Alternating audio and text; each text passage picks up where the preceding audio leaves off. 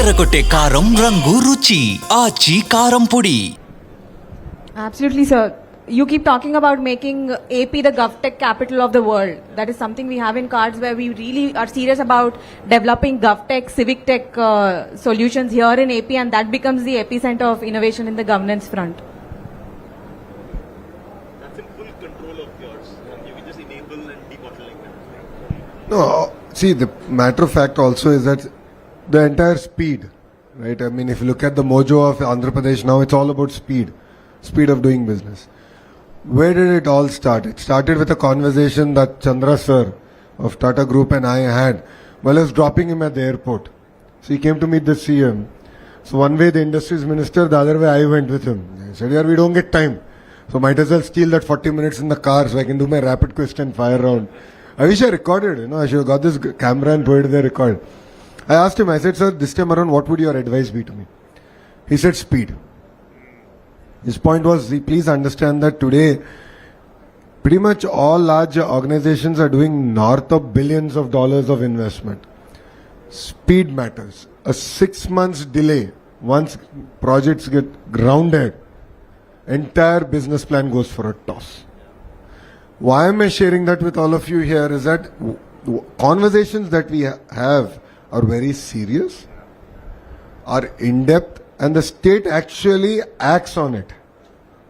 It's not, acha baat hui hai, I got a chance to meet Chandra sir, took a selfie and we forgot. No. In fact, that's not our priority. Our priority is more, what is the feedback? What are the areas that we can improve? So as Satish has also shared that, lot of changes, it could be regulatory changes. And that's why I keep jokingly saying, in Andhra Pradesh, we have the double engine bullet train Sarkar. So you have Namo, as we say. So Namo is no longer just Narendra Modi ji, it's Naidu and Modi ji together. So the idea is our ability to champion policies at the national level is also something, we have appetite for it. And the beauty is Government of India also is recognizing the fact that incremental reforms are not going to get us where we have to. The beauty is that today Government of India, like when I talk to Piyush ji or Ashwini ji or even Nirmala madam, they're all like, you tell us what we have to do, but double digit karna hai. We have to grow at 11-12%. You tell us. Transformative changes we're willing to do. I think that is exciting. And that is something where I'm looking forward to working with leaders on the dais, off the dais. Because tell us the changes that you look forward to. It could be in biotech, in chips, our ability to import, our relationships even with countries, our neighboring countries. These are things that, Government of India is very serious, passionate about. And Andhra Pradesh is one state that can champion those conversations. Please understand, like Google's investment in Andhra now sounds great, but it took us 13 months of hard work. We followed on, we worked on regulation, data privacy, lawful intercept definition, data embassies, to retrospective taxation. We really worked on it. It was done in the interest of our great country, our nation. In the process, Andhra had first mover advantage, so be it. If other states are sleeping, I can't help it, no? Like quantum mission. We are not looking at just bringing a quantum computer, but we are now working on how can I tap the entire funds available in the quantum mission, build the ecosystem, now go back to manufacturing. So what you will see 10 years from now is actual manufacturing, research, manufacturing actually happening in the Amaravati cluster. So that is what is required, and that is what I'm looking forward to working with all of you. See, with all fairness, I'm a reasonable expert in politics and policy making. I'm not an expert in logistics. So I look forward to working with Rajesh on logistics. I look forward to working with Satish ji on how do I create the ecosystem for fundraising. But you need to challenge us, you need to push us, and only then we can create this vibrant ecosystem that can not only make Andhra Pradesh proud, but India proud.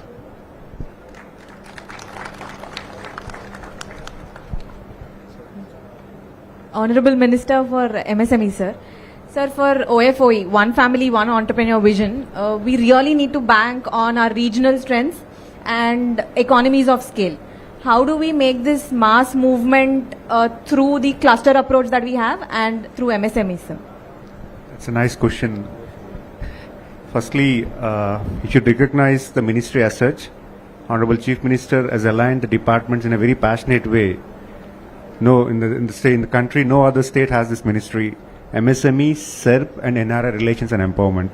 It actually connects to the grassroots level to the global level. We have SERP department where 90 lakh women work for empowerment.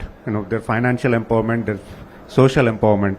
So we are there, we are starting with SERP department to adopt one family, one entrepreneur. There's a target of 1 lakh women should convert into entrepreneurship every year. Honorable Chief Minister has given to us. And MSME department is closely working to scale this up.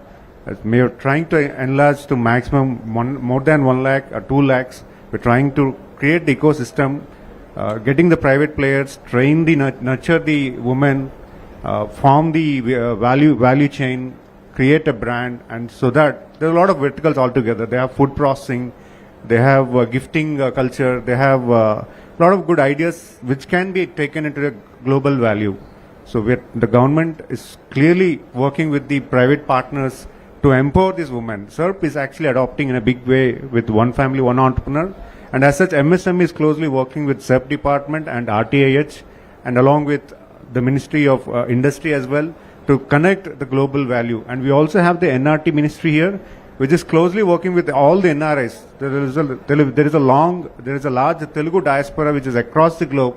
We're inviting them, connecting them to the state, trying to build the network so that the market access can be, connected to the global value, and all the products that are being manufactured or being produced here can be scaled up to the global value chain. So there's a big way to go, but we are starting here. We're aligning the departments to work. We're building the policies to get into that line, and we're taking the private partnership. We're taking the help of RTIH, and in a big way. It has to be a closer connect, and we are also taking the cluster approach. As such, Honorable Chief Minister has divided the entire state cluster approach so that the large industries are connected to the ancillary units.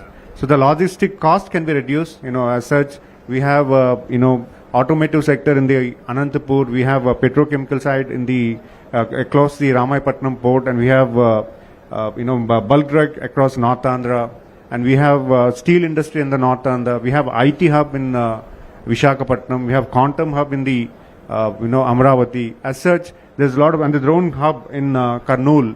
So as such, the entire state, and we're adopting the futuristic technology as well. We have aerospace policy. We have space technology companies. We're inviting the private players. We're inviting the defense policy, where we're incentivizing based on getting the rights from original equipment manufacturer. So a lot of policies have been built to adopt, to bringing the industries to state of Andhra Pradesh, and also creating an ecosystem where the cluster approach can be taken in a big way, incentivized, and we also have a big thing called 175 MSME parks. Honorable Chief Minister believes that getting the employment close to the city is not the right way. He thinks that the rural people should really get an employment. So he has created 175 MSME parks. So these rural people can really start somewhere with better ecosystem, better facilities. With these parks can really accommodate them in a big with a good support, where their capital investment and operating investment can be reduced. And there's a big way that Honorable Chief Minister is also trying to create a cluster, common facility centers in these industrial parks. So there's a lot of ecosystem which is really going on, and we're inviting the private players to collaborate with the government so that we really could take it to the global value, global chain.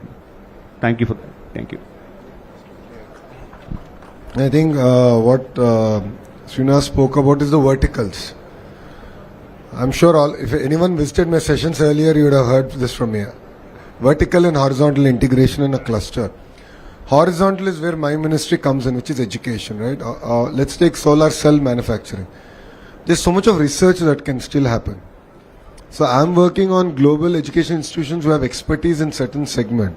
So like James Cook University to look at aqua, right? University of New South Wales to look at solar cell. How can we do rapid prototyping from ingot to testing, wafer, the whole 9 yards? So entrepreneurs like you who have an idea, who understand material science can actually go there and then incubate. So vertical is set, the ecosystem companies are in, the horizontal is where we come in, as you rightly said, testing, certification, air conditioning heat pump. Again, Blue Star gave me this feedback. I don't know how many of you know, 50% of India's air conditioners are manufactured in Andhra. With the new agreement with LG, Daikin and Blue Star, it's going to go to 70%. But there is no certification agencies there. So anytime a heat pump that's made for Europe or anywhere, you have to get certified. We need to send it to Germany or various other countries. Our engineers have to go, minimum 2 crores is spent just on certification. The question that was asked to me is like, why is it not there in this ecosystem? That's when it struck to me. So we're doing this glass city, drone city and so on and so forth. So certification, testing, common facilities itself becomes a huge draw for entrepreneurs to actually come and look at. So just to add on to what you said. Thank you, Srini. Yeah, thank you, sirs. I just have 2 more questions and I request my guests to give crisp answers in the interest of time. Professor Ramesh, we do have brilliant research talent in India. We see that often, but then the commercialization of research is a little poor. How do we help, sir, this lab to industry journey? I think first off, we need to get those good research institutions, right? I'm with an institution that our CM Garu created, right? Ground up. Like Lokesh Garu said, ISB was brought in, but Tripartite was created ground up, his vision, right? And he created, and I think today it ranks in 25, 26 years, it ranks now among the top 1 or 2 in the country for AI research, right? And maybe top 5 in the country for overall computer science research. I think we need those institutions to come up first. I mean, lab to land requires good quality research happening. So on one end, we're going grassroots, intent entrepreneur. On the other side, you need to get those, like Satish said, technology for the world, right? Or the innovation for the world. That will by and large be based on some deep science, deep tech. So I think there needs to be those research centers created first. The mindset, I think, when the vision of the government that day was like you create an institution within the government framework, it will become yet another government academic institution. It was kept outside the government framework. Today we are a private university, our sole promoter was the state government. And I think that mindset is very important. So it should be started with the mindset that you're doing research and with the intent to commercialize, the Israeli model. I don't think we have much of it in India today. IITs had a long way before and now they're changing last 10, 20 years, but still very slow to change. Institutions like IIIT are good in this sense because we have to generate our own funds. We have very strong intent to commercialize, but we are limited in bandwidth in terms of what we can do. We're doing good, but we could do much better. If you create a new breed of institutions with that intent, Israeli model is what I would suggest. Create those hubs, small hubs, PG research institutions. Teaching is not the focus. I think that is required with that new mindset is what I would think can bring about a significant shift. Thank you, sir. Through the numerous centers of excellence that we're going to have in the RTIH network, hopefully we do an actionable interaction with our knowledge partners and research institutions. Mr. Madan, the last question to you is, how do we make entrepreneurship a mass movement and not just an urban privilege? Very wonderfully said. I think the first thing begins by, and I've seen it happen, the miracles happen. We've taken literally zero educated, illiterate village youth, and in 6 months to a 1,000-hour intervention, we've transformed them to be English-speaking, digital illiterate entrepreneurs, professionals. We've done it for over 100,000 youth across 100 districts. So much so that two of my rural youth and I are the first day for sure, the entire incoming batch of all civil servants of the country, where we talk about transforming rural poverty. That's the power. So at RTIH, if we can shout from the rooftops that there is unlimited potential in every youth, right? Make them believe that they are capable of miracles, miracles will happen, right? So I think that is the second thing is the journey that we've been talking about of youth. 4 stages quickly. One is inspire. How do we inspire them? How do we create aspirations in them to become entrepreneurs? How do we get them to respire where they start? And how do we get them to perspire where they start growing? If we can speed up this journey of inspire, aspire, respire, perspire through RTIH and get as many people to experience that journey through a pyramid, the speed, Lokesh Garu, that you're talking about, if we can hit that and we fail fast, fail forward, it'll inspire people to say this is all doable. and that's what we need, right? I'm a big lover, and I'll end with that of the movie Kung Fu Panda, right? How a common panda can become a kung fu warrior is all by belief and by the ecosystem around shouting and celebrating successes. And I think RTIH is ideally positioned to make that happen, and it will happen. That's the belief that maybe we'll leave this panel with. Thank you. Thank you so much. This conversation was so rich that maybe I'm biased, but I feel like there should be a part 2 just for RTIH, or we should probably make a mini series out of this conversation.